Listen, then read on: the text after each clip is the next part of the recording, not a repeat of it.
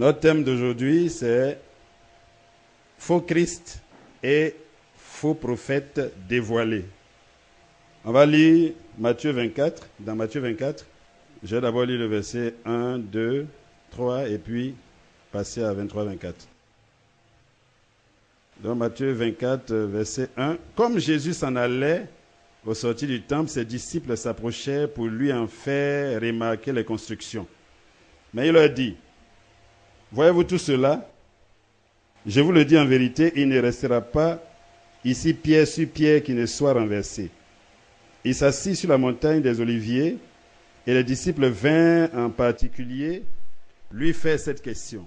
« Dis-nous quand cela arrivera-t-il et quel sera le signe de ton avènement et de la fin du monde? » Amen. Donc voilà la question qu'ils ont posée et le Seigneur a commencé à parler. Au verset 23, il dit, « Si quelqu'un vous dit alors, le Christ est ici, ou il est là, ne le croyez pas, car il s'élèvera de faux Christ et de faux prophètes. Ils feront de grands prodiges et des miracles, au point de séduire, s'il était possible, même les élus. » Donc voilà un peu ce que Jésus a répondu à cette question. L'un des signes de son avènement que le Seigneur donne à ses disciples, c'est l'apparition des faux Christ et des faux prophètes. Ça fait partie des signes.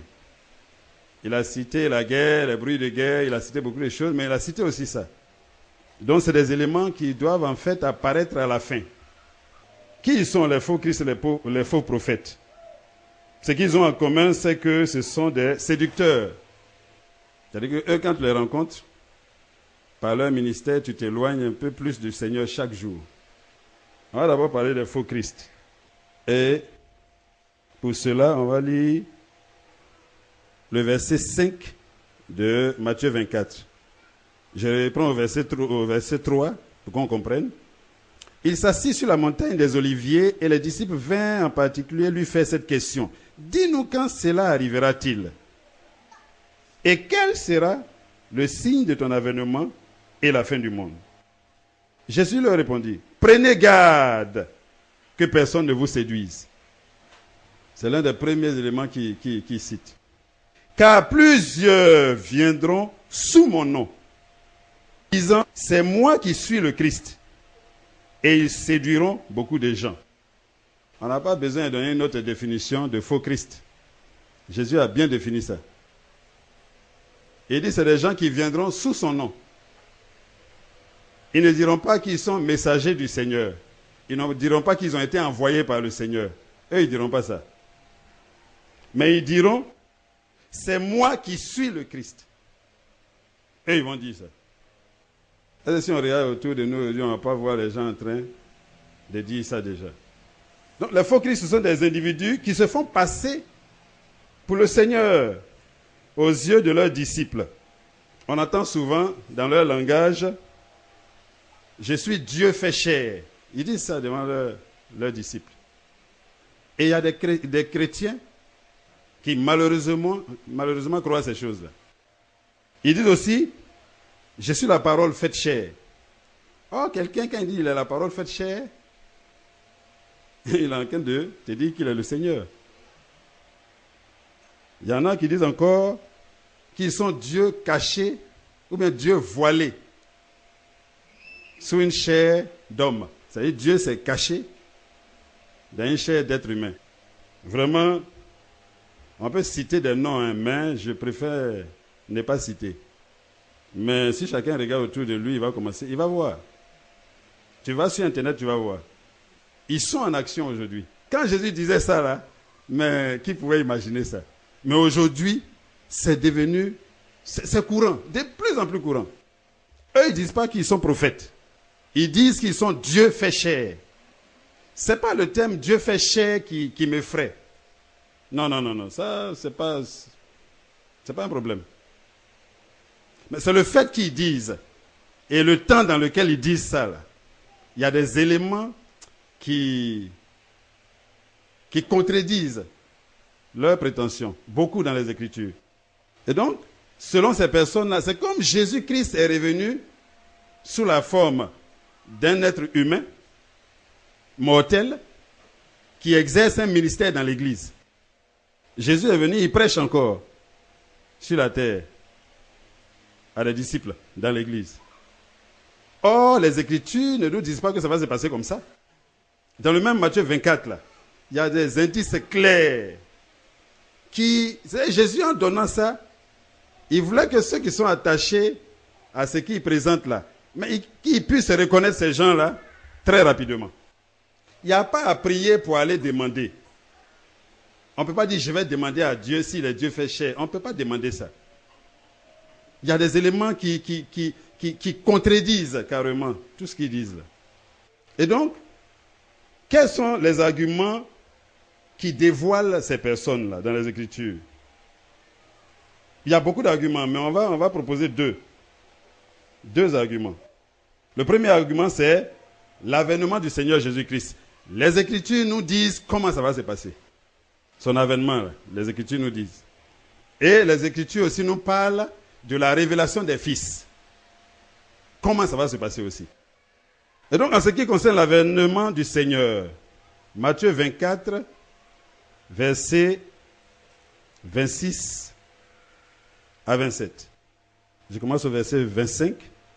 Voici, je vous l'ai annoncé d'avance. Il a dit beaucoup de choses. Et il dit, je vous l'ai déjà annoncé ça. Si donc on vous dit, voici, il est dans le désert, n'y allez pas. Voici, il est dans les chambres, ne le croyez pas. Amen.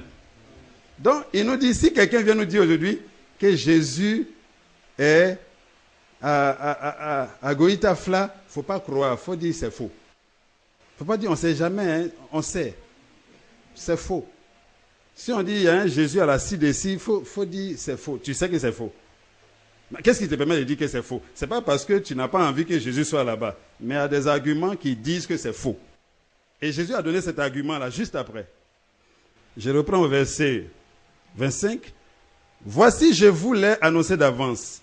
Si on vous dit, voici, il est dans le désert, n'y allez pas, n'allez même pas regarder. Ce n'est pas possible. Si on dit il est dans les chambres, n'allez pas voir, c'est faux. Ça ne peut pas être possible. Si on dit il est à Boaké, il faut dire c'est faux. Si on dit il est à San Pedro, il faut dire c'est faux. Ce n'est pas possible. Maintenant, pourquoi c'est faux? C'est le verset d'après qui nous dit pourquoi c'est faux.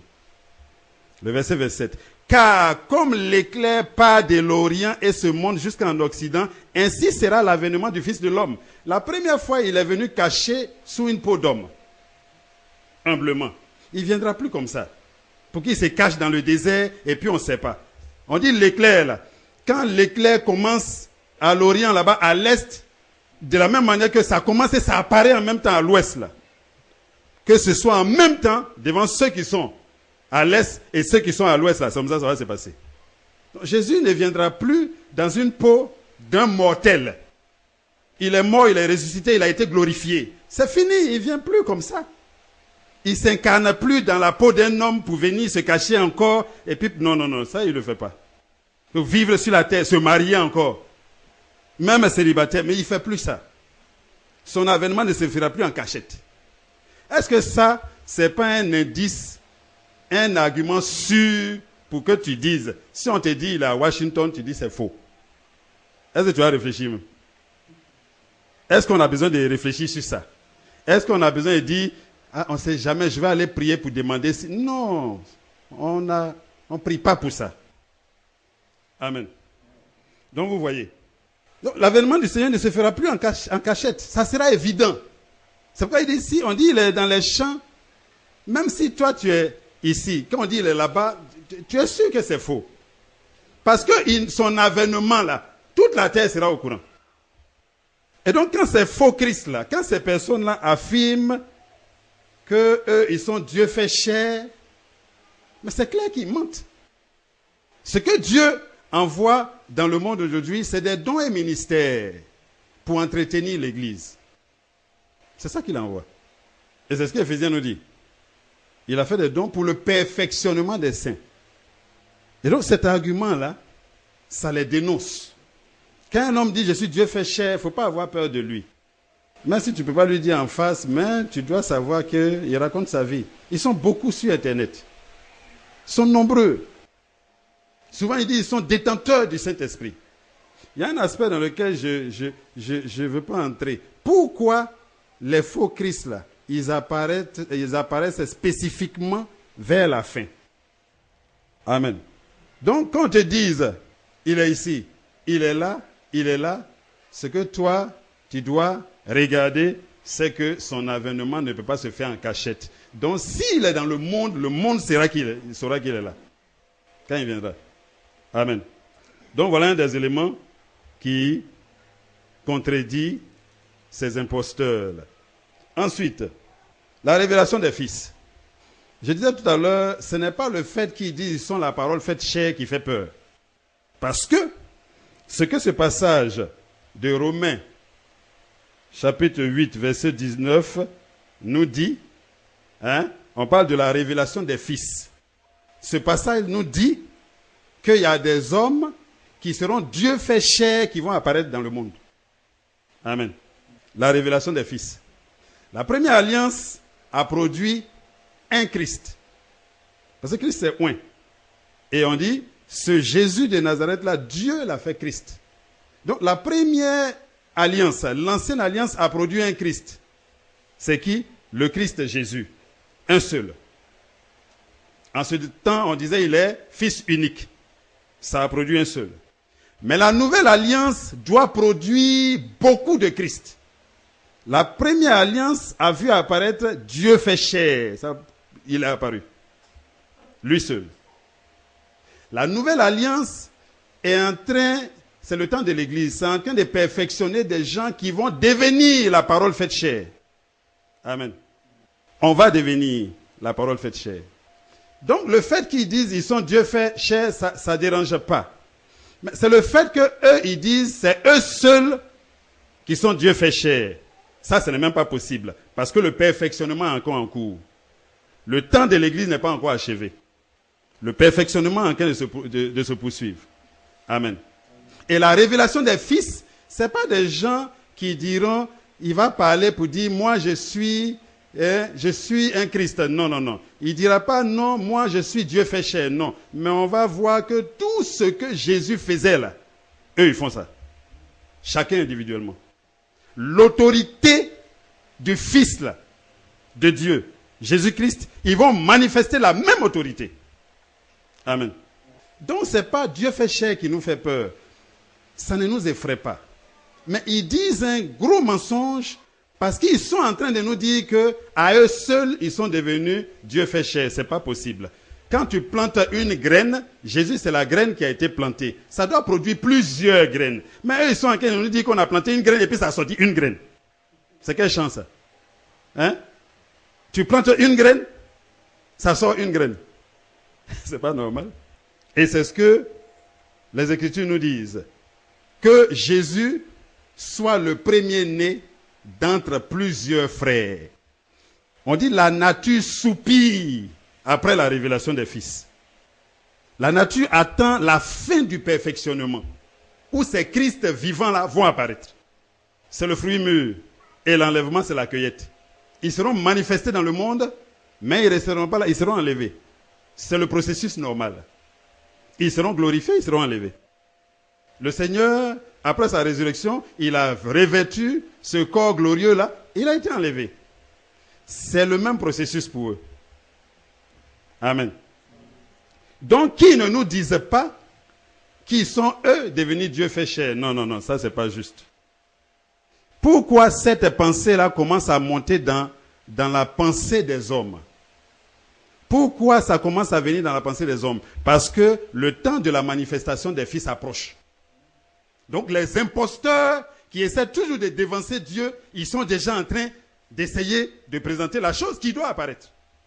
Mais Jésus, rarement, il disait, je suis le Messie, je suis le Messie. Non, moi que vous regardez, je suis Dieu fait chair. Rarement, il a dit ça, le Seigneur.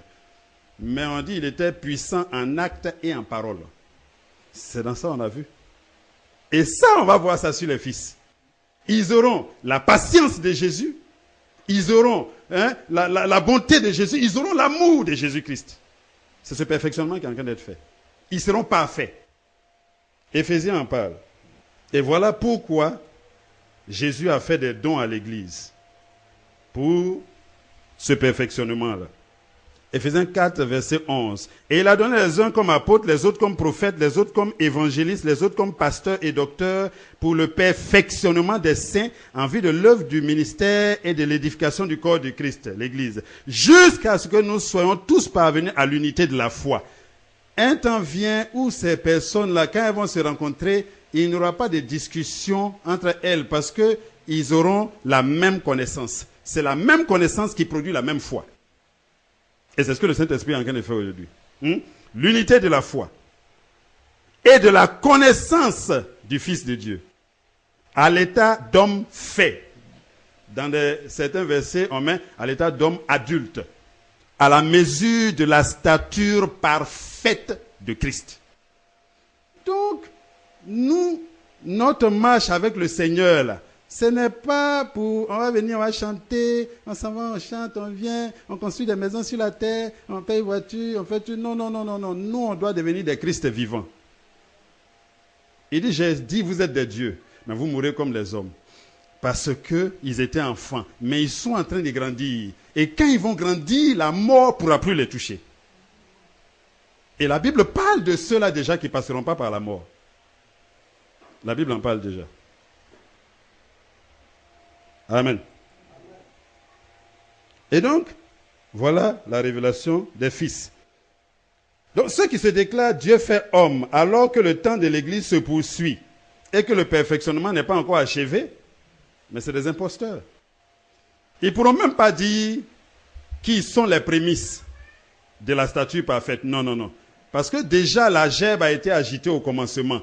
Les apôtres ont été comme les prémices. C'est même pas leur foi, mais ils ont agité ce que l'Église doit être pratiquement.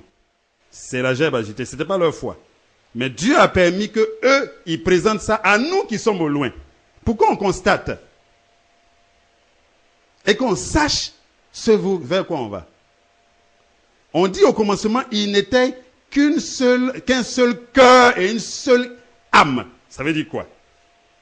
Ça a été agité. Parce qu'eux, ils ne sont pas restés dedans. Ils sont sortis de ça rapidement. À partir d'un moment, dans le partage des repas, ça a commencé à être mal partagé. C'est pour ça qu'ils ont mis même les diacres. Donc eux, ils sont sortis de ça. Mais ils ont présenté ça. L'unité de la foi, dont il est question. Personne ne possédait plus son bien propre. Ils ont présenté ça. Pour qui? Pour nous qui sommes à la fin. Donc ces gens qui disent qu'eux, ils sont Dieu fait chair, là. On ne sait pas d'où ils ont tiré ça, sauf peut-être de leur imagination. Et il faut qu'ils soient dénoncés. Il y a quelqu'un qui a dit, j'ai regardé sur Internet, il dit, lui, c'est une femme, elle dit, elle est Dieu le Père.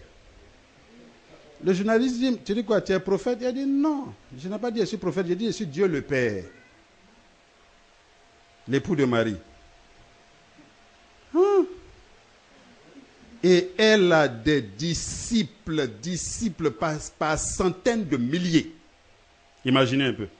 Si tu n'es pas assis dans les choses, Jésus donne ces éléments-là pour nous avertir. Amen. Et donc, en résumé, ce qu'on doit retenir, en ce qui concerne les faux Christ, on voit qu'il apparaît clairement que ceux qui se déclarent Dieu fait homme sont de faux Christ. C'est des imposteurs. Parce que les Écritures contredisent ce qu'eux disent là. D'abord, Jésus ne va pas apparaître assis d'ici, là-bas, il est assis d'ici, et puis on est là, nous on est à San Pedro, on ne sait pas. C'est pas possible. Ça ne se fera pas comme ça. Amen. Ça déjà, c'est un élément. Et ils disent qu'ils sont Dieu fait chair. Jésus n'a pas dit que eux, à eux seuls, ils vont devenir Dieu fait chair. Jésus dit que l'Église, à la fin de son perfectionnement, les fils seront parfaits. C'est en même temps. Amen. C'est comme une classe qui est en train d'avancer. Tous ceux qui aujourd'hui s'attachent au Seigneur. Parce que pour information, il faut que les chrétiens sachent que ce n'est pas tous ceux qui sont nés de Dieu qui seront enlevés. Amen. On va revenir dessus une autre fois. Bien donc, l'avènement du Seigneur, tel que les Écritures décrivent ça là, ça les contredit. Et la révélation des fils encore les contredit. Donc, on n'a pas besoin de réfléchir beaucoup. Si tu croises quelqu'un comme ça, on n'a pas besoin d'être insolent avec eux. On n'a même pas besoin de citer leur nom. Mais nous, on sait que c'est un imposteur. Et on va avertir tous ceux qu'on peut avertir pour qu'ils se séparent de ces personnes. Amen. Donc voilà en ce qui concerne les faux Christ. On va passer maintenant aux faux prophètes. Parce que le faux Christ, lui, il dit, lui, il est Christ. Hein. Jésus m'a dit. Et c'est eux qui disent aujourd'hui. Il dit, ils sont la parole faite chair. Mais le faux prophète, lui, il ne dit pas ça. Lui, il dit, il a envoyé de Jésus-Christ. Alors qu'il n'est pas envoyé de Jésus-Christ. C'est ça qui fait de lui faux aussi. Il dit, lui, il l'a envoyé. Il dit, Jésus l'a envoyé. Or, Jésus ne l'a pas envoyé. C'est ça qui fait de lui faux prophète. Amen. Maintenant, quand il dit Jésus l'a envoyé, pendant que Jésus l'envoyait, nous, on n'était pas là. Donc, on ne peut pas dire d'emblée, c'est faux, parce que Jésus envoie des gens. Il envoie des prophètes. Il continue de le faire. Il envoie des gens en fonction des besoins. Il fait des dons à l'Église. Maintenant, comment distinguer ce que Jésus envoie de ce que Jésus n'envoie pas? Là, c'est un peu plus difficile. Pour le faux Christ, ça, il n'y a pas de problème. Si on dit les dieux faits chair là sont manifestés sur la terre, on dit la terre veut les voir. La terre attend. Leur manifestation sera puissante dans le monde. De la même manière que la manifestation du réveil de la Pentecôte a été puissante, on ne pourrait pas parler d'autre chose à Jérusalem. On ne pourrait pas parler d'autre chose. C'est comme ça sera. Amen. Et donc, il dit il est envoyé par le Seigneur. Souvent c'est vrai. Souvent ça sort tout simplement de son imagination. Maintenant, ce qu'on doit comprendre ici. Quand on dit faux prophète en Israël, ça concerne exclusivement le ministère des prophètes. Mais si on dit faux prophète dans l'Église, ça concerne tous ceux qui disent qu'ils font quelque chose de la part de Dieu. Pourquoi? Moïse a dit, dans Nombre chapitre 11, verset 29, Moïse a dit, parce qu'il y a des gens qui ont commencé à prophétiser, on dirait 2 personnes dans le camp. Et Josué est venu voir Moïse pour dire, oh, il y a des gens qui sont en train de faire ton travail là-bas. Donne-nous un ordre, on va aller les arrêter. Moïse dit, non, serais-tu jaloux pour moi? Mais plaise à Dieu que tous les individus, que tous les membres de son peuple soient prophètes. Parce que Dieu, son projet n'est pas, sa volonté parfaite n'est pas d'établir un prophète sur ses enfants, sur son peuple. Mais il le fait parce que son peuple ne le connaît pas. Donc il se révèle à un pour qui il en parle. Ce que Dieu souhaite, c'est que nous tous on puisse le connaître.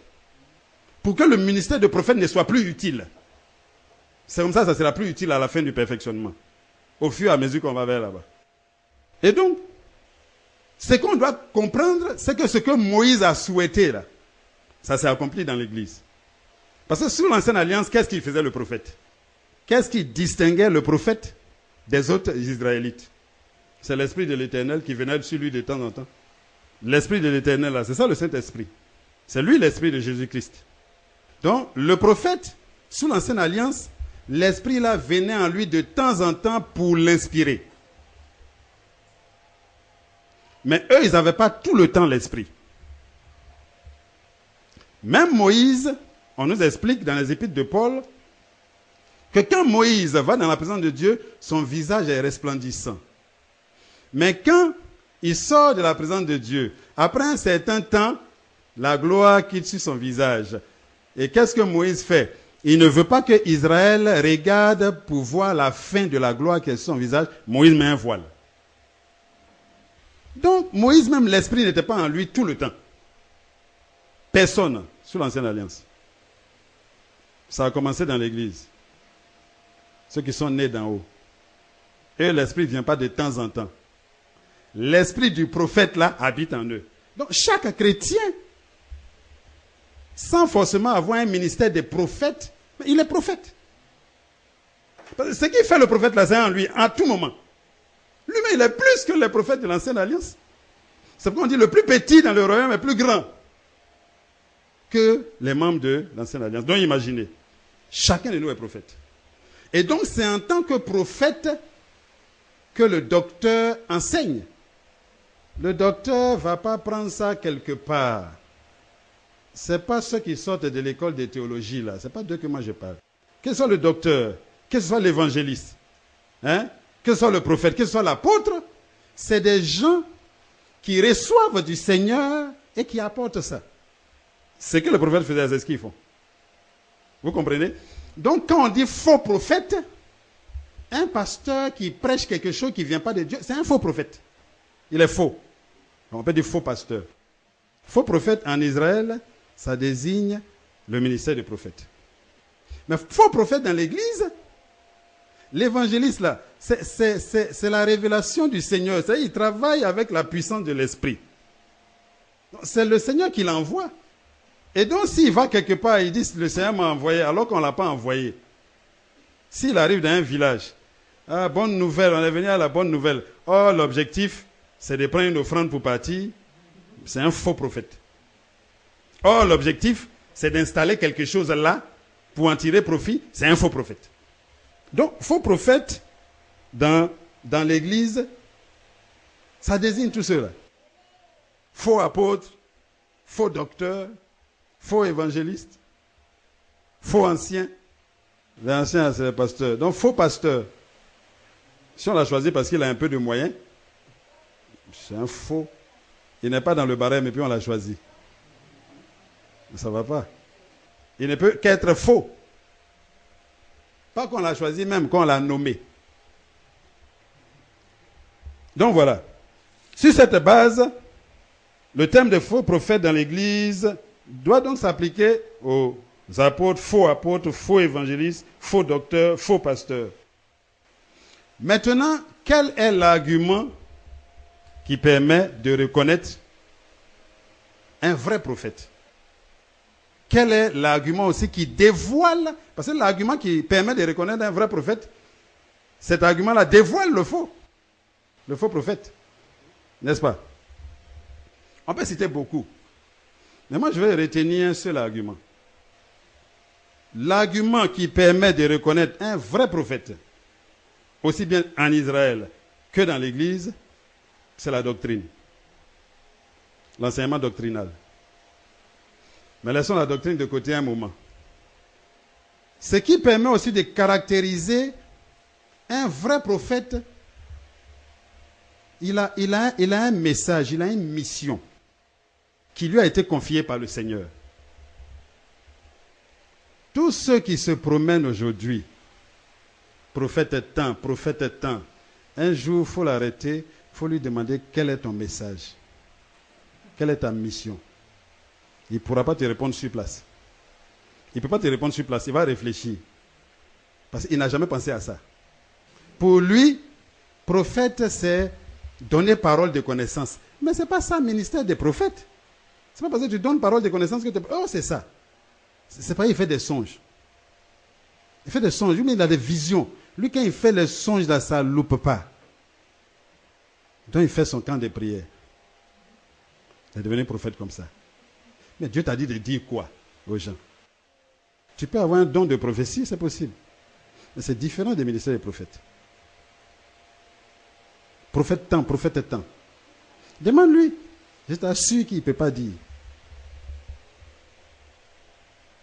Parce que quand tu le regardes en train d'exercer son ministère de prophète là même, tu vas voir que c'est... Dieu m'a dit que tant. Toi là-bas, Dieu m'a dit. Dieu m'a dit. C'est ça, hein? Mais quelle est ta mission, prophète? Oh, Dieu m'a dit, les trucs, c'est des signes qui accompagnent le ministère. Mais lui, ce n'est que ça. Il faut poser la question, il faut lui demander. Regarde dans les Écritures, il faut examiner. C'est avec Israël qu'on peut comprendre l'Église.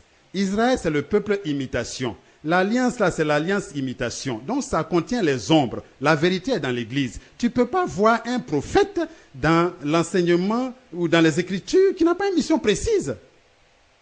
Moïse avait une mission précise. Dieu dit, je vais t'utiliser pour faire sortir. Il sait, si tu lui demandes, il va dire. Si tu réveilles Moïse, tu dis, Moïse, quelle est ta mission? Il ne peut pas réfléchir. Il ne va pas dire, moi, je prends ces bois et puis ça devient serpent. Il ne peut pas dire, j'ai ouvert la mer, donc je suis prophète. Non, ce n'est pas ça. Il a une mission. Il a un message précis, clair, qui n'est pas seulement dans sa bouche, ça se confond avec sa vie. Pour eux, prophète, c'est de parler. Si tu réveilles Jonas, tu dis Jonas, quelle est ta mission? Il va dire, l'Éternel me dit d'aller à Ninive. Des païens comme ça, lui, il veut que moi j'ai qu'à aller leur parler. Donc je fuis, je m'arrête à Tarsis. Si tu demandes à Ézéchiel, Ézéchiel va dire, l'Éternel m'a mis auprès des captifs en Babylonie pour qu'ils ne perdent pas tout espoir. Donc le prophète a une mission précise. Si tu demandes à Samuel, Samuel va voir que les sacrificateurs qui conduisent Israël, là, ils se sont éloignés des voies du Seigneur. Donc la gloire doit être bannie d'Israël. Et donc Dieu déjà prépare quelqu'un qui va faire revenir la gloire. Moi, je n'ai jamais vu un prophète dans les Écritures qui n'a pas de... Mais pour moi, ce n'est pas trop un argument de taille. Il peut sortir une mission s'il réfléchit. Si on leur dit ça, quand ils vont écouter ça, chacun va sortir maintenant sa mission qu'il retient. Pour moi, même cet argument-là, on le laisse de côté. Mais l'argument de taille qui permet d'identifier un prophète, c'est l'enseignement doctrinal. C'est la doctrine. La doctrine, là, c'est l'encre. C'est l'encre, c'est ça qui le tient, qui l'empêche de s'égarer. Parce que les prophètes, quand quelqu'un a un ministère, l'ennemi cherche à lui parler. Aussi. Donc c'est son encre, ça tient son ministère. C'est fondé dessus. C'est ce qu'on nous dit. Vous avez été établis sur le fondement des apôtres et des prophètes. En tant que chrétiens, prophètes que nous sommes, l'encre de notre vie, l'encre de tout ce qui se passe dans notre vie. Si tu fais un songe, tu le prends et puis tu vas l'examiner avec la doctrine. Donc l'encre du prophète, c'est la doctrine. Et dans les Écritures, il y a deux doctrines qui concernent deux peuples différents dans la Bible. Ça, il faut que les chrétiens le sachent. Sinon, c'est triste. La doctrine, là, si tu demandes aux gens qu'est-ce que c'est que la doctrine, souvent ils ne savent pas. La doctrine, là, c'est un ensemble de règles, de prescriptions, d'instructions qui touchent à tous les aspects de la vie du peuple. C'est-à-dire que ça règle la vie du peuple. Ça montre au peuple comment le peuple doit marcher. Comment ils doivent se marier, ce qu'ils doivent manger, ce qu'ils ne doivent pas manger, dans leur foyer, ce qu'ils doivent faire, comment ils doivent s'habiller, tout. Comment ils doivent, leurs habits, là, les tissus qu'ils doivent utiliser. Tout a été dit. Donc, la doctrine de l'ancienne alliance qui concerne Israël a été donnée par Moïse. Moïse a donné la doctrine. Ça, il faut que vraiment l'Église puisse comprendre ça. Donc, en Israël, la doctrine a été donnée par Moïse. Dans l'Église, la doctrine a été donnée par les apôtres. Ça apparaît dans les épîtres des apôtres. Et ça apparaît principalement dans les épîtres de Paul. Parce que presque toutes les épîtres, c'est Paul qui a écrit. Que le Saint-Esprit a utilisé pour donner ça à l'Église. Donc, de même que Dieu s'est révélé à Moïse pour donner la doctrine à Israël, Dieu s'est révélé aux apôtres et particulièrement à l'apôtre Paul pour donner la doctrine à l'Église. Donc voilà comment les choses sont disposées. Si tu comprends que c'est disposé comme ça, c'est déjà bon. Donc regardez maintenant. Il y a un passage que les chrétiens aiment lire et qu'ils ne comprennent pas. Josué, chapitre 1, non? Verset 8. Le passage qui leur plaît là. Fortifie-toi et prends courage, car c'est toi qui mettras ce peuple en possession du pays que je l'ai juré à leur père de leur donner. Fortifie-toi seulement et aie bon courage, en agissant fidèlement selon toute la loi que Moïse, mon serviteur, t'a prescrite. Ne t'en détourne ni à droite ni à gauche, afin de réussir dans tout ce que tu entreprends. Que ce livre de la loi ne s'éloigne point de ta bouche. Médite-le jour et nuit, pour agir fidèlement selon tout ce qui y est écrit. Car c'est alors que tu auras du succès dans tes entreprises. C'est alors que tu réussiras. Ah, l'Église. Donc quand ils ont entendu ça là, Dieu dit de lire. Donc maintenant, on dit qu'il faut méditer. Les pasteurs hypocrites qui ne comprennent rien aux enseignements du Seigneur, qu'est-ce qu'ils disent? Il faut méditer, ça joue et nuit. Il faut méditer. Mais c'est bien de lire ça. Mais c'est pas ce que Dieu dit à Josué. Dieu n'a pas dit à Josué, parce que quand Dieu parlait à Josué, il avait Genèse, Exode, Lévitique, Nombre, Deutéronome. Hein? C'est après le livre de Josué, donc c'est ça qu'il a. On dit ce livre de la loi là, on dit d'abord même ce que Moïse a dit, il faut respecter. Donc, Dieu est en train de lui dire que sa mission ne réussira que s'il est fondé dans l'enseignement de Moïse. Dans l'enseignement doctrinal de Moïse. Ça veut dire quoi? Dieu n'est pas en train de dire, Josué, il faut te promener à la Bible là. Va à ça, comme sur les chrétiens qu'on voit partout. Ils sont trucs. Quand ils viennent s'asseoir là, peut-être il ne va pas ouvrir même. Mais il faut qu'ils viennent à ça forcer. Parce qu'on leur a appris ça. Quelqu'un nous a grondé un jour au Rotary. Vous là, vous promenez sans Bible. Hein? Vous venez écouter la parole, vous ne venez pas Bible. Vous ne savez pas que c'est la machette de Dieu. C'est quelle machette? Qui a dit c'est machette? Nous, quand on nous parle, on écoute. Et puis, s'il y a quelque chose, des trucs, on va comparer avec les Écritures. Mais on n'a pas condamné à se promener à ça. C'est pas ce que Dieu dit. Quand il dit que ça ne doit pas s'éloigner de toi, parce que Josué, il doit maintenant conduire le peuple. Donc Dieu est en train de lui dire, il ne faut jamais conduire mon peuple selon ton imagination. Tu dois le conduire selon ce que Moïse a prescrit. Il ne faut pas que tu vas te lever un matin, tu vas dire, Dieu dit on mange porc maintenant. Josué, il ne faut pas faire ça. Il faut respecter. Tant qu'ils sont sous l'ancienne alliance, c'est ce que Moïse a dit là, qu'il respecte. Il est en communion avec Dieu. Et comment il sait que c'est Dieu qui lui parle? Comment il sait que c'est Dieu qui lui parle? Parce que ce que Dieu lui dit ne peut jamais contredire ce que l'enseignement de Moïse. Jamais. Pourtant, quand ils sont arrivés à Jéricho, comment ils vont prendre Jéricho? Ça, Moïse ne lui a pas dit. Ce n'est pas le rôle de Moïse. Ça, ce n'est pas la doctrine. Ça, c'est la révélation. On dit, vous êtes établis sur le fondement des apôtres et les prophètes. Les prophètes, là, c'est la révélation directe du Seigneur. Donc, Josué conduit le peuple. Ils doivent aller combattre Jéricho. Comment ça va se passer? Moïse n'a pas dit que chanter 7 fois autour de... Non, c'est pas ce que Moïse a dit. Moïse ne doit même pas dire ça. Ça, c'est dans la communion entre Josué et le Seigneur. Mais ce que, si vous lisez ce que le Seigneur dit à Josué, là, c'est basé sur les éléments que Moïse a donnés. Josué ne dit pas, l'Éternel ne dit pas, prends les gens de la tribu de Gad, là. Ils n'ont qu'à passer devant. Il dit, prends les sacrificateurs qui prennent temps et qui passent devant. Et que ceux-là, même ceux qui portent le luth, la flûte, ceux qui doivent, ils ont été identifiés. Donc, ce que Dieu lui dit est en harmonie avec l'enseignement doctrinal. Vous voyez? Et ça, Dieu ne peut jamais contredire Moïse tant qu'on est sous l'ancienne alliance. Jamais. Jamais. Donc, comment Israël doit reconnaître un vrai prophète? La première évaluation, c'est de voir si le prophète ne contredit pas Moïse. Donc quand ils viennent comme ça, et ils ont Moïse, ils ont été instruits. Selon Moïse, ils ont ça dans la tête, donc ils regardent. Ils examinent. S'il dit un truc qui n'est pas en harmonie avec Moïse, ils ont les cailloux. Moïse a dit, lapide-le. Amen.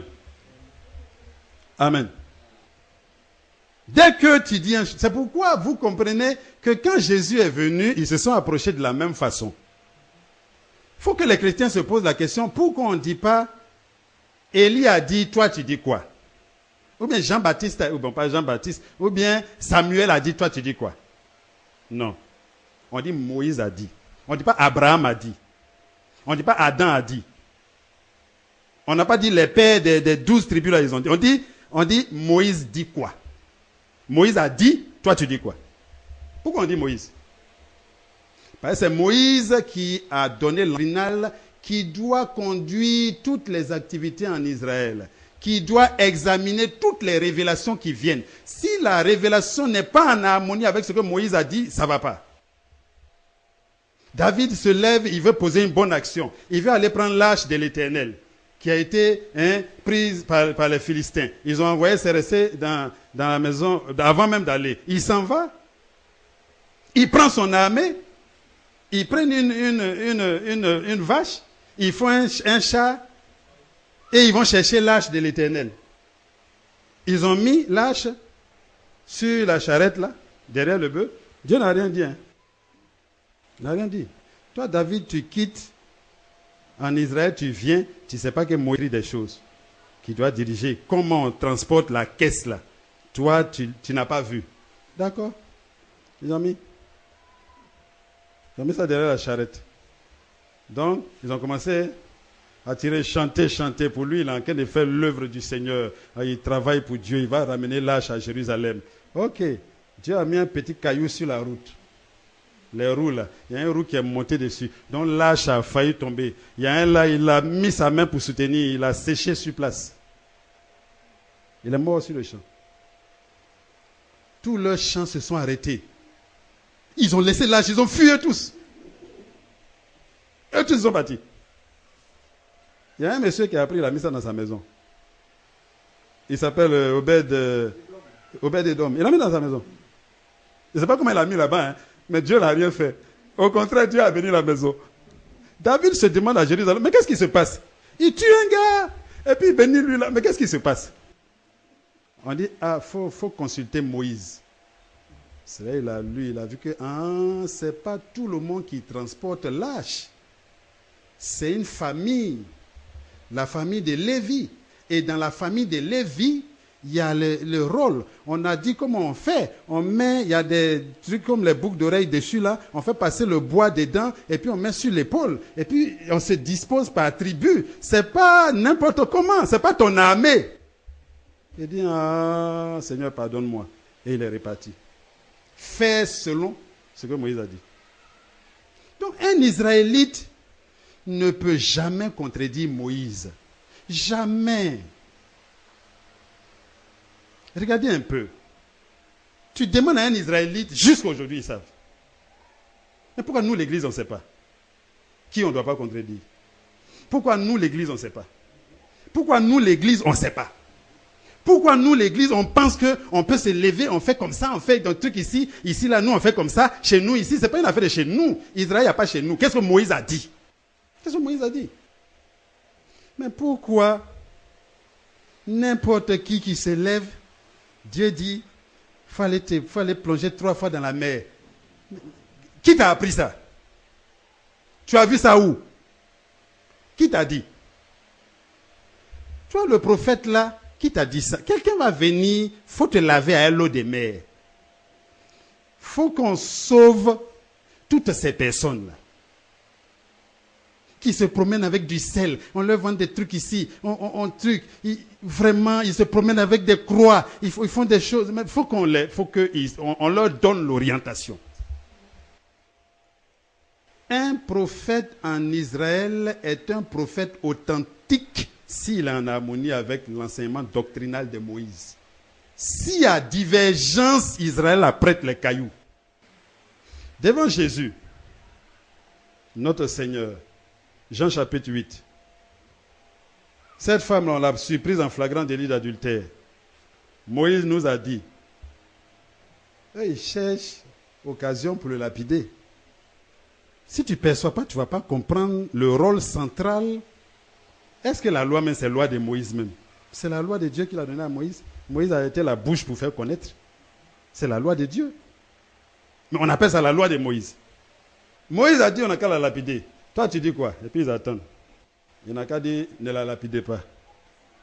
Et ils attendent.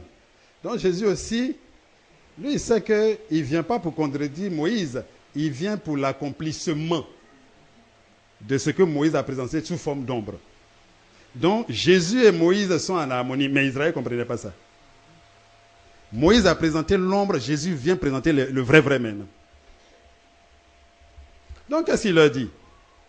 Ok, vous voulez la lapider, selon que Moïse vous a dit. Vous avez le droit de la lapider si vous-même, vous n'avez jamais péché. Que celui qui n'a jamais commis un péché prenne la première pierre pour la lapider. C'est-à-dire, ce revirement de situation-là, ça a été terrible. Des gens remplis de colère, prêts à lapider. Ils laissent le caillou tomber, ils les tuent comme ça, et puis ça va. C'est-à-dire, cette scène-là, c'est une grande puissance de conviction. Il n'a pas contredit Moïse. C'est ce qu'on a dit la fois passée. Moïse, la loi de Moïse a été donnée juste pour canaliser Israël. Mais le vrai est arrivé maintenant. Donc voilà. Tu es israélite, l'encre de ta vie, c'est la loi de Moïse. Ce qui te permet de reconnaître tous ceux qui viennent te parler de la part du Seigneur, c'est l'enseignement doctrinal de Moïse. Maintenant dans l'Église, qu'est-ce qui nous permet de reconnaître un faux prophète? Qu'est-ce qui nous permet de reconnaître un faux docteur, un faux apôtre, un faux pasteur, un faux évangéliste? Il n'a rien à faire avec l'enseignement doctrinal, non pas de Moïse, mais des apôtres. La doctrine de l'Église, c'est l'enseignement des apôtres. Et particulièrement l'enseignement de l'apôtre Paul. Et c'est tellement bien placé parce que la loi possède l'ombre des biens à venir et non l'exacte représentation des choses. Sous la loi, le père, c'est qui? C'est Abraham, qui reçoit les promesses. 12 fils. Isaac, et puis 12, qui sont les 12 tribus d'Israël. Ce n'est pas Abraham qui donne l'enseignement doctrinal, ce ne sont pas les 12, c'est Moïse. Pourquoi Dieu a fait ça comme ça? Pour que quand il va placer ça dans l'église, qu'on puisse reconnaître. Abraham n'est pas le vrai Abraham. Le vrai Abraham, c'est Jésus. Les vrais 12 tribus, là, c'est les 12 apôtres. Donc, des théologiens disent qu'on ne devait pas mettre Matthias, non, à la place de Judas. On devait mettre Paul. Mais non, c'est comme si tu dis on doit mettre Moïse dans les 12 tribus. En tant que tribu de Moïse. Non, non, non. Jésus, les 12, l'apôtre Paul. Amen. Et donc, on ne peut pas, parce que quand vous regardez, Paul même a contredit les 12. Ou bien a rectifié les 12 sur beaucoup de choses. Sur leur tendance à judaïser l'église. Il les a repris. Et Apocalypse en parle. L'église d'Éphèse, tu as abandonné ton premier amour. Il dit aux messagers, va leur dire qu'ils ont abandonné leur premier amour. Mais ça s'est passé dans les faits. Il leur a dit, reviens à ton premier amour. Il a accompli fidèlement cette mission. En reprenant Pierre. Et donc, vous voyez, Abraham a donné des éléments de l'enseignement doctrinal. Par exemple, la circoncision, ce n'est pas Moïse qui a fait connaître ça. Hein. C'est venu depuis Abraham. Je ne sais pas, vous comprenez. Mais Abraham n'a pas donné tout l'enseignement doctrinal. Ce n'était pas son rôle. Les 12 n'ont pas donné. Qui a donné? C'est Moïse. Généralement, les gens disent, la loi là, et la dîme là, ce n'est pas Moïse qui a enseigné la dîme. La dîme là, c'est depuis Abraham, c'est avant la loi. Mais qu'est-ce qu'il raconte? Il y a le sacrifice des animaux, c'est avant aussi. Il cite la dîme, parce que effectivement, Abraham a pratiqué la dîme. Donc quand tu regardes, Moïse en a parlé après.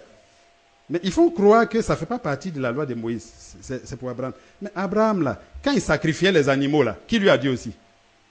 Moïse n'a pas dit ça après? Moïse a dit ça après? La circoncision, qui a dit? Il y a des éléments qu'il a fait connaître. Mais ce n'était pas son rôle. Le rôle, c'était à Moïse.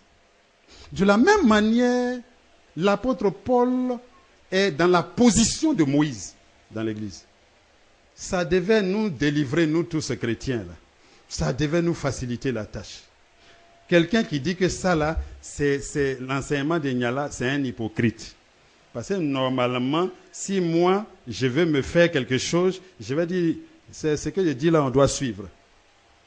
Je dis, moi, Niala, là, quand je rêve pas, je parle avec lui comme ça, vis-à-vis même.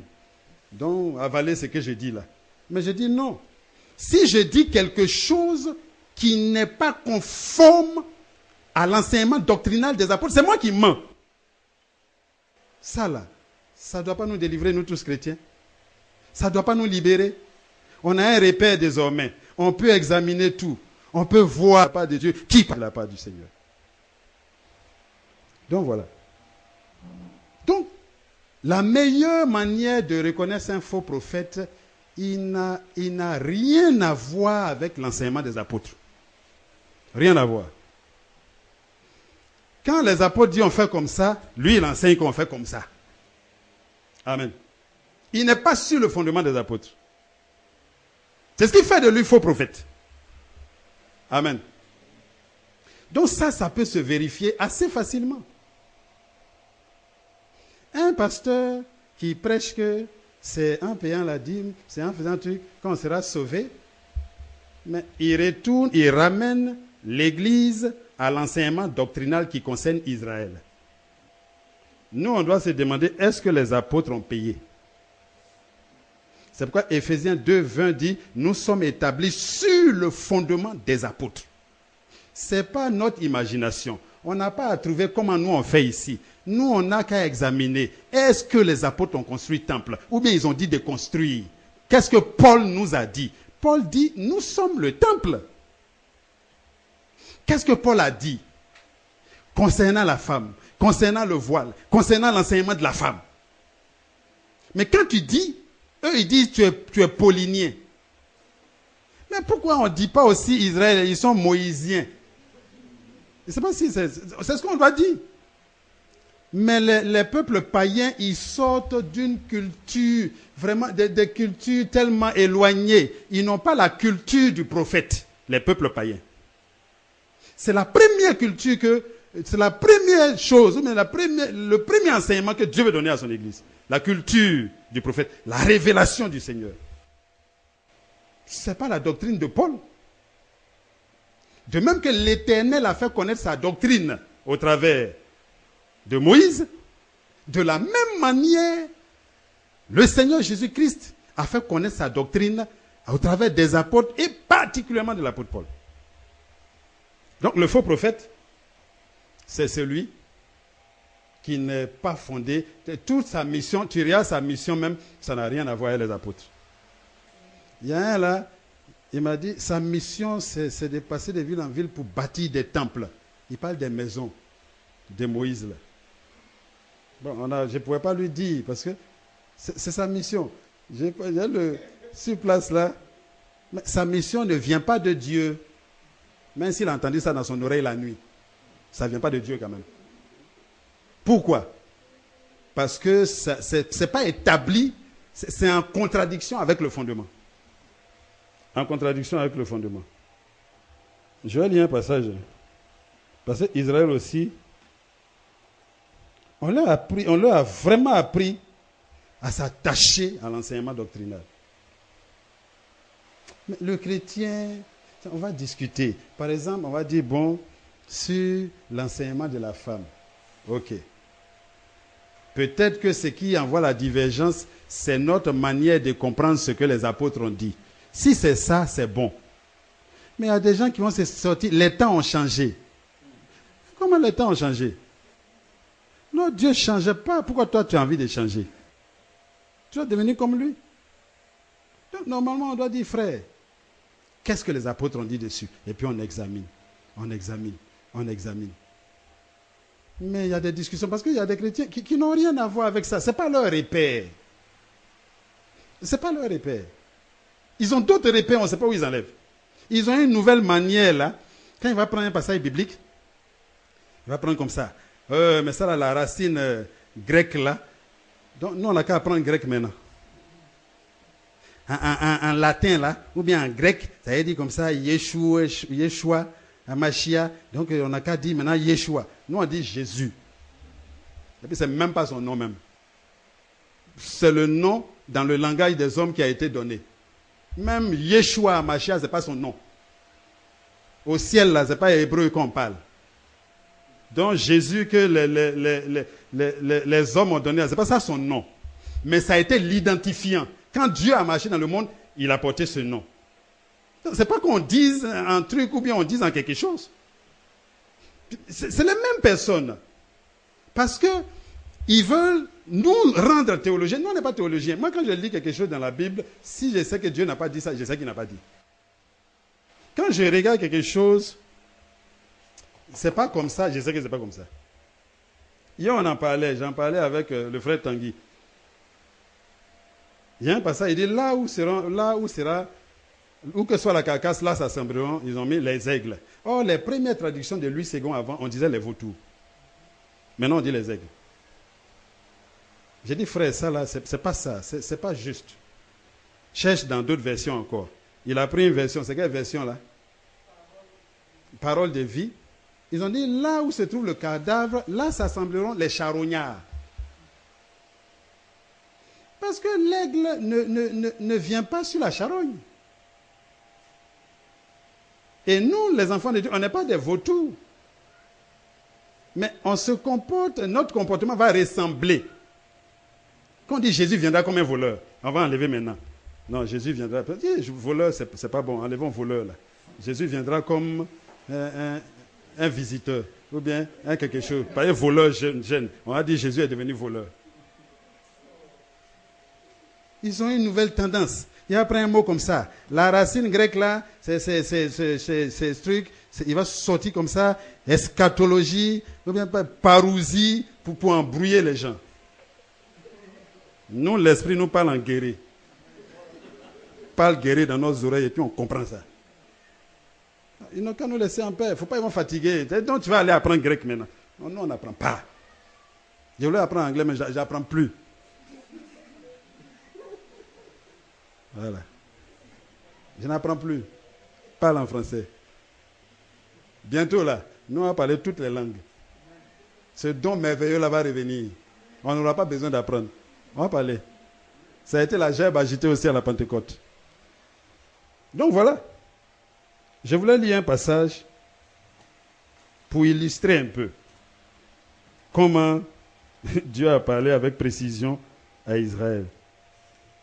Deutéronome 13, verset 1. S'il s'élève au milieu de toi un prophète ou un songeur qui t'annonce un signe ou un prodige, et qu'il y ait accomplissement du signe ou du prodige dont il a parlé, s'il t'annonce quelque chose, que ça s'accomplit, et qu'il en profite maintenant, dont il a parlé en disant, allons après d'autres dieux, des dieux que tu ne connais point, et servons-les.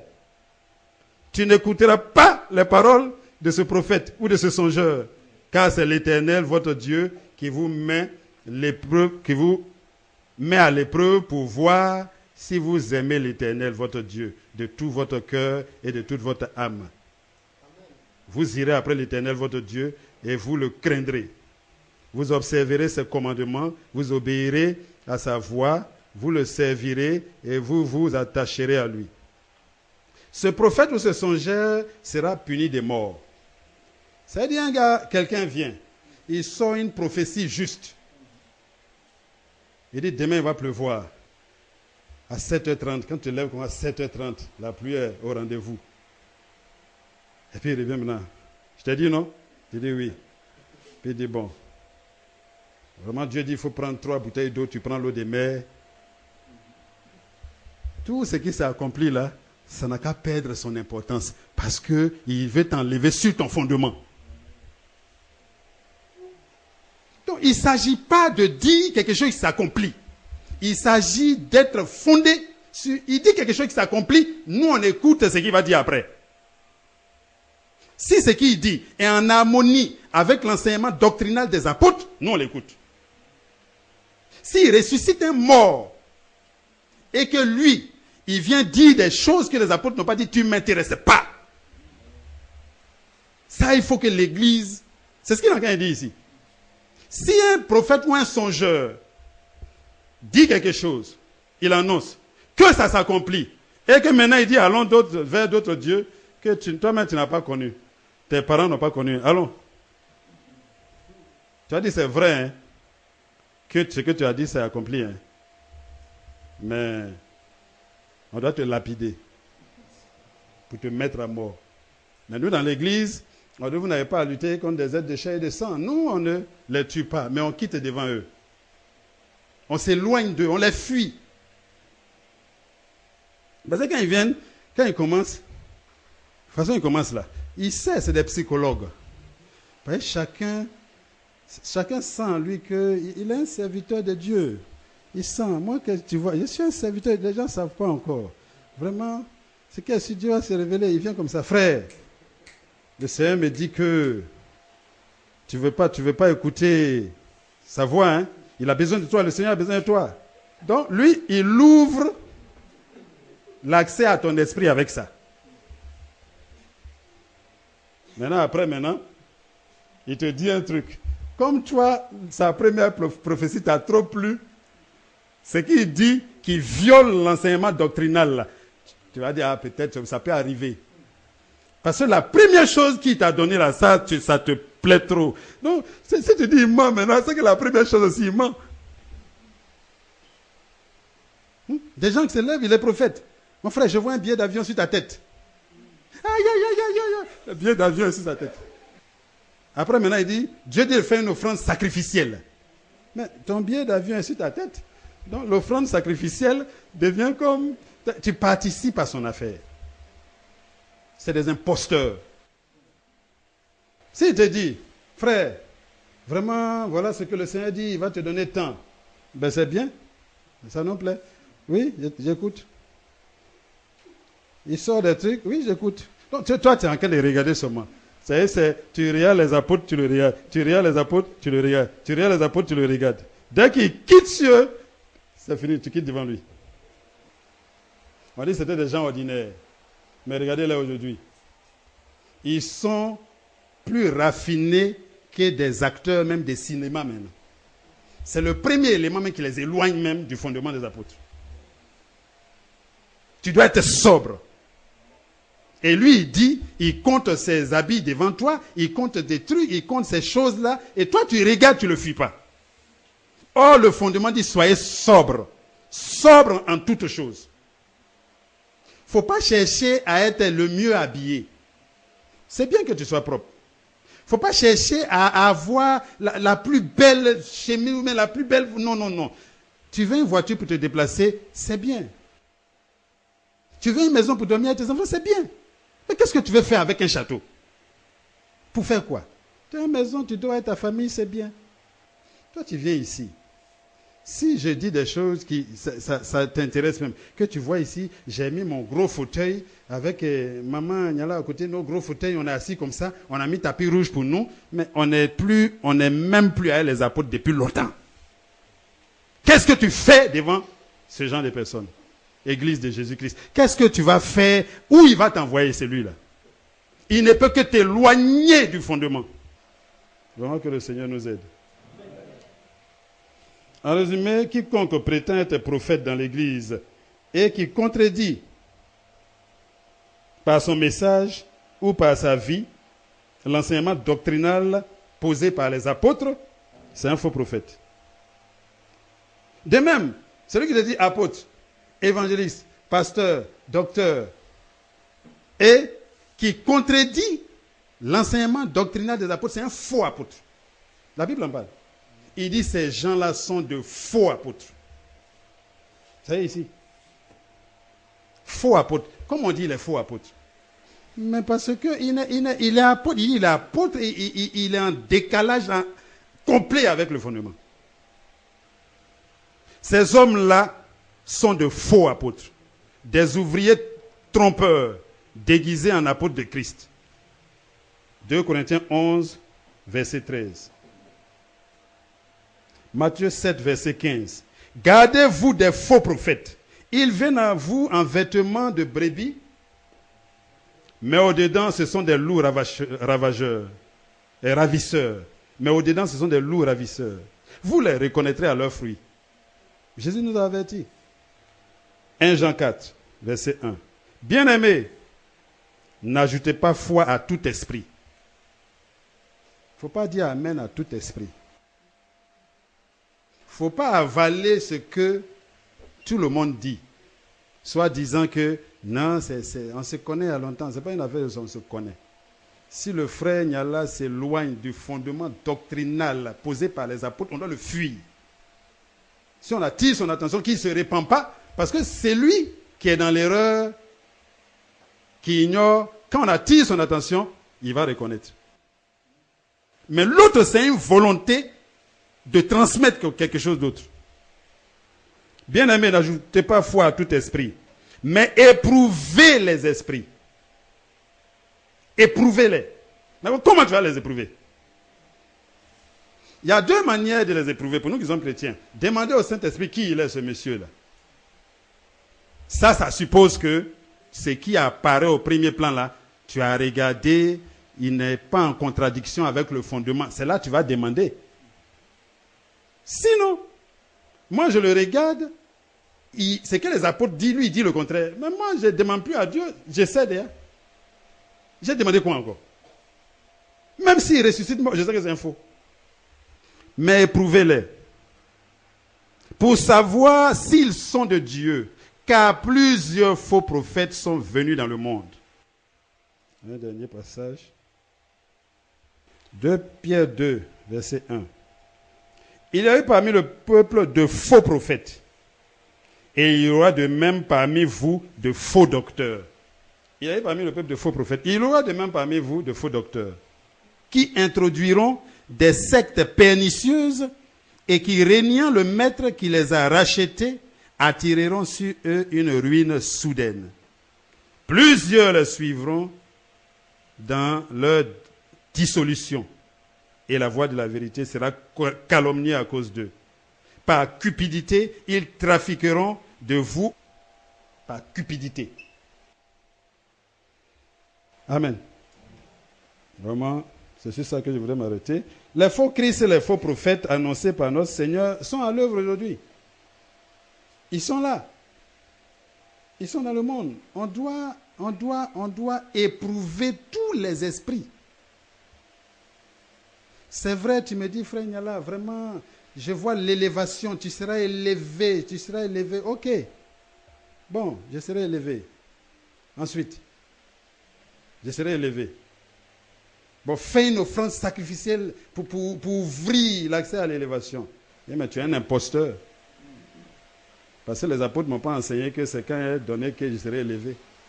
On ne m'a pas enseigné ça. Tu vas avoir un travail, mais fais une forte offrande pour truc. Mais c'est de la fausseté. Les apôtres ne nous ont pas enseigné que c'est en donnant que nous, on va... Non. Ils nous ont dit qu'on est héritier de Dieu. Qu'on a tout reçu en Jésus-Christ. Mais pourquoi quelqu'un va me dire ce que Moïse a dit? Les faux Christ et les faux prophètes annoncés par notre Seigneur sont à l'œuvre actuellement dans le monde. Et donc les chrétiens doivent être de plus en plus vigilants. L'Église doit être de plus en plus vigilante. On ne doit pas avaler n'importe quoi. On ne doit pas, quand tu écoutes un message, tu vas écouter, ah c'est un bon message. Mais tu dis c'est un bon message par rapport à quoi? Qu'est-ce qui te permet de dire c'est un bon message? Parce qu'il a dit des choses qui sont importantes. Ça peut être la sagesse de la terre. Ce qu'il a dit là, si c'est en harmonie avec le fondement doctrinal posé par les apôtres, c'est un bon message. Mais il ne s'appelait pas aux hommes. Et Jésus a dit, c'est comme ça leurs parents ont acclamé les faux prophètes. Et ils ont tué les vrais prophètes de Dieu. C'est comment on les acclame aujourd'hui. En ce qui concerne les arguments qu'on vient de proposer là, on espère que ça va permettre aux enfants du Seigneur de discerner tous les esprits qui seront en face d'eux. C'est notre premier élément. Quand je regarde, vraiment, il ne contredit pas l'enseignement des apôtres, ok. Maintenant, je vais demander au Seigneur, parce qu'on ne sait jamais, Seigneur, qui est-ce qu'il est? Saint-Esprit, parle-moi de cet homme-là.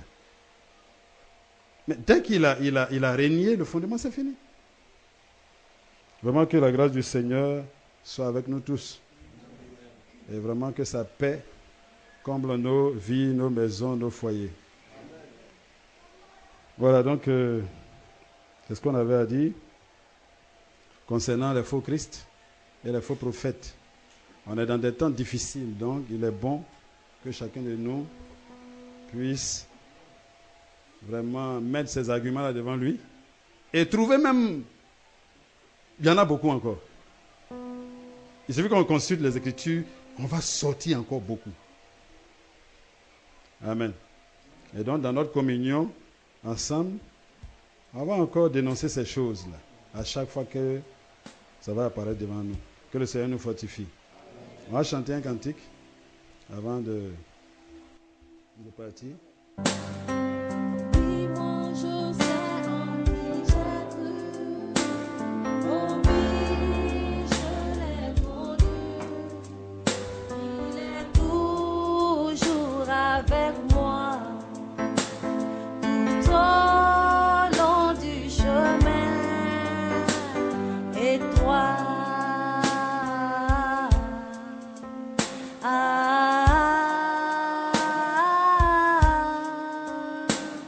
Et toi